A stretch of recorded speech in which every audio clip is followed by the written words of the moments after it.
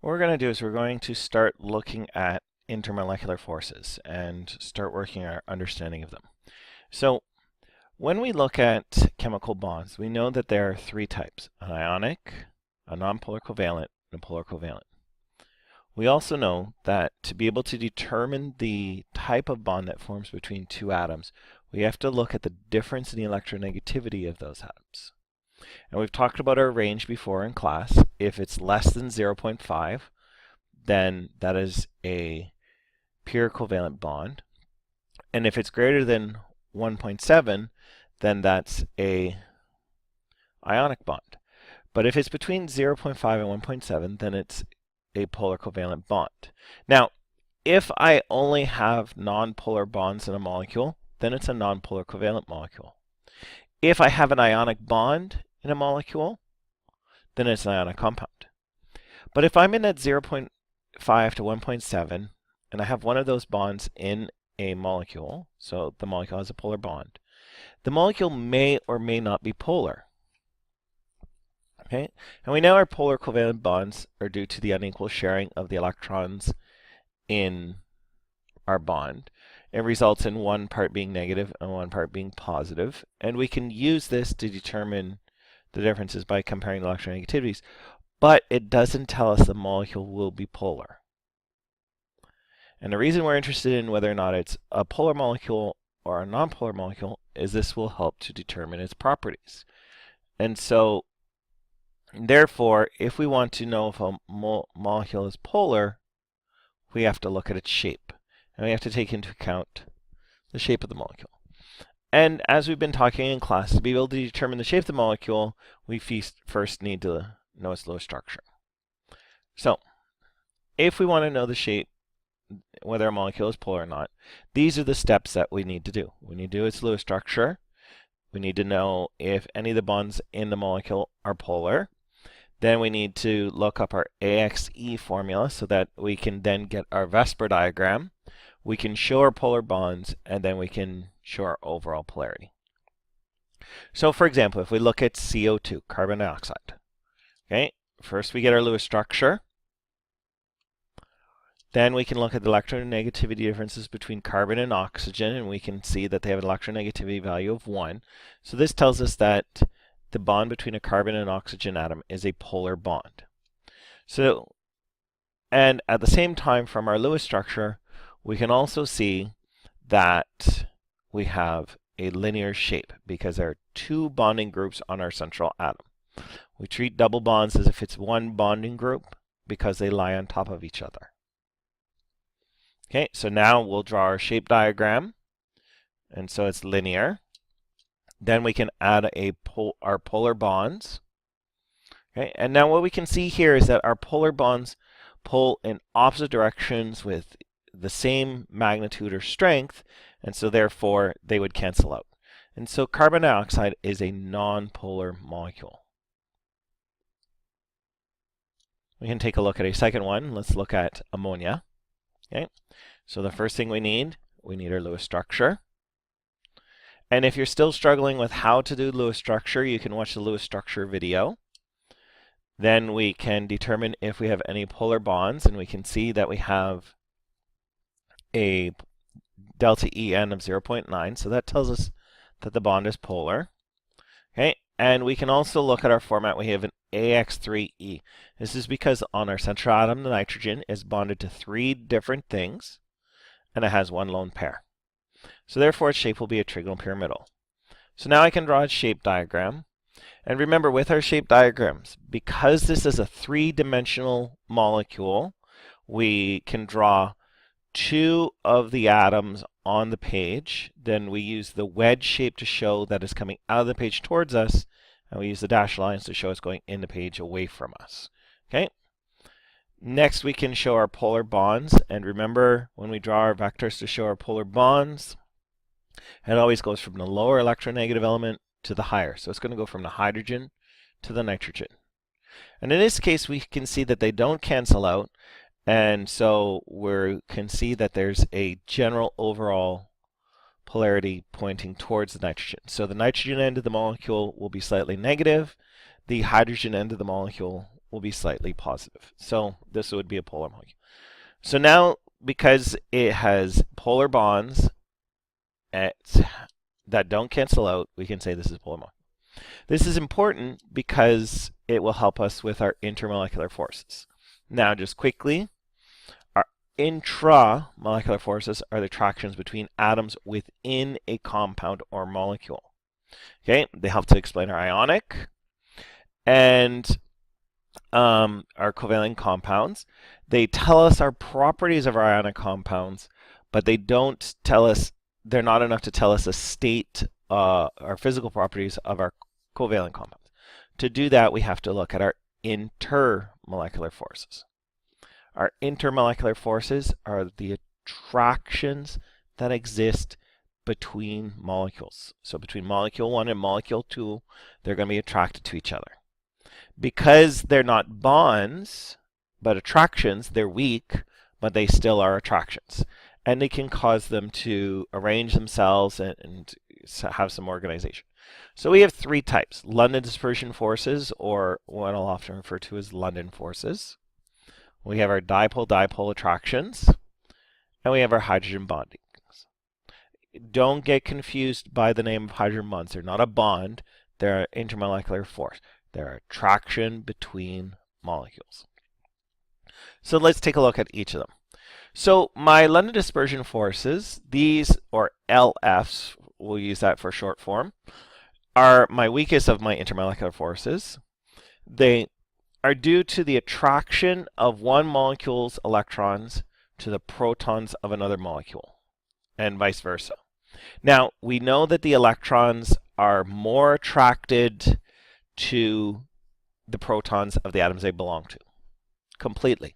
However, there will be a weak attraction to other protons that are around it. And so we can get a weak attraction of the electron cloud of one molecule to the protons of another. So what we have here is I have an atom, and this line represents my electron cloud, and the dot represents my protons. Now, the electron is more attracted to its protons than another.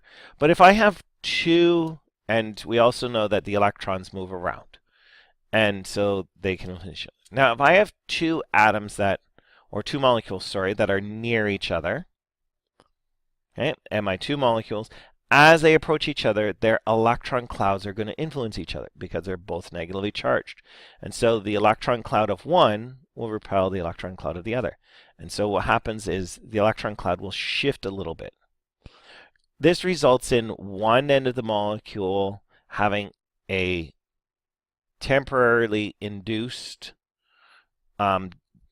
dipole and have a temporarily slightly negative end and temporarily slightly positive end. This is not a real dipole. It's just that the electrons were pushed to one side, so it makes that side seem a little bit negative. Okay, and so we get our London force attraction because then the ends are slightly attracted to each other.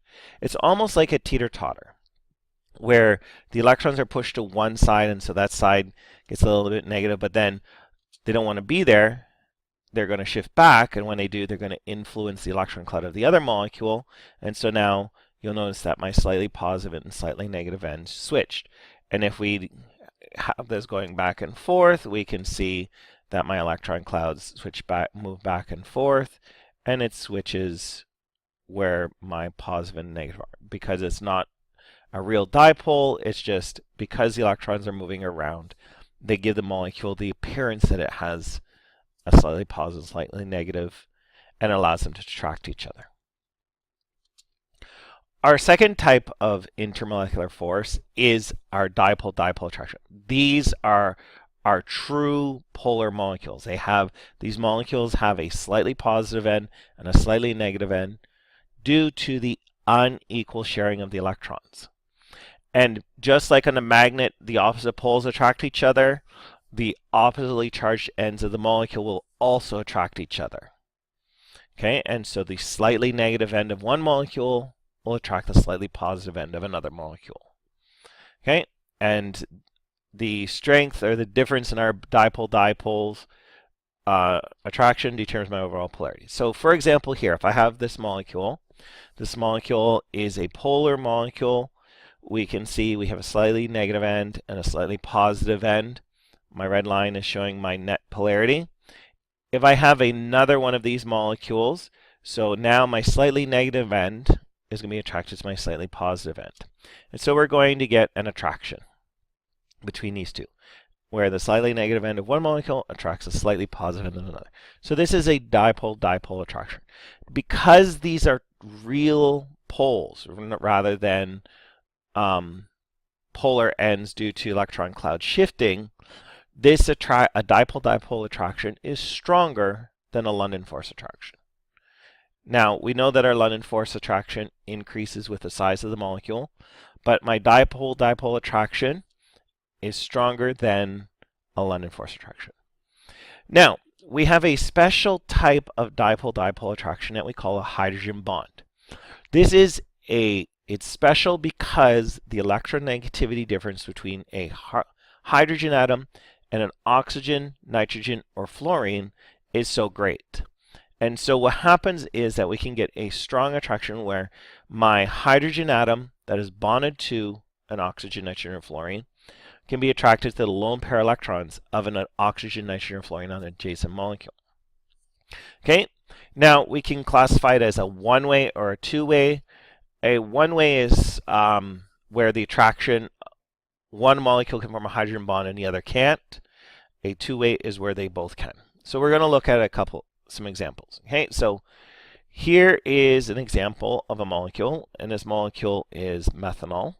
Okay, and so we have a couple of hydrogens, and we have a couple of oxygens. We have one hydrogen bonded to an oxygen, we have one hydrogen bonded to a carbon, and we have two oxygens with lone pairs. So regardless of what the oxygen is bonded to, because it has lone pairs, it can receive a hydrogen bond. Okay, so this molecule therefore could receive hydrogen bond attractions at each of these lone pair locations, as well as this molecule. Okay, this hydrogen right here, because it's bonded to an oxygen, is capable of forming a hydrogen bond. And so this hydrogen right here, if I had another one of these molecules, could be attracted to any one of the lone pairs on an oxygen molecule, or a nitrogen or fluorine. This final hydrogen, which is bonded to a carbon, cannot form a hydrogen bond because it is not bonded to an oxygen, nitrogen, or fluorine. So if we take a look at some examples. So here I have two water molecules, and I also have a methanol down here. Okay, now when we look at the intermolecular forces that form between molecules, we have to look at everything. And so we know for starting off, right, this line marks my molecules. These molecules have protons and electrons. They have proton-electron clouds. And so they're going to have London force attractions. London force attractions exist between everything. Okay, so every molecule has a London force attraction with every other molecule. The bigger I am, i.e. the more protons and electrons, the stronger my London force attraction. Because water and methanol are relatively small, their London force attractions are not that great. Secondly, these are all polar molecules.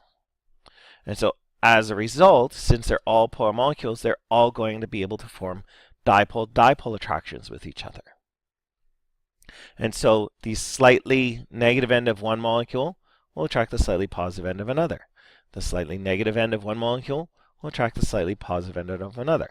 And so we can see our dipole-dipole attractions here. And this would be the dipole-dipole attraction between two water molecules. This would be a dipole-dipole attraction between a methanol and a water molecule. So we have London force and dipole-dipole attraction so far between each of our molecules.